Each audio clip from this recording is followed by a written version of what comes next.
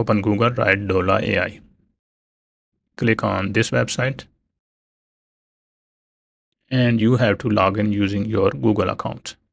So once you are logged in, open a new window and write your prompt. Very simple, like horse running along the beach.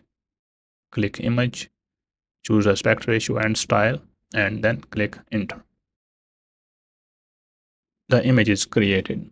You can modify this image and you can download and add as a reference by clicking here, and or you can upload any other image. I will use this image and then animate.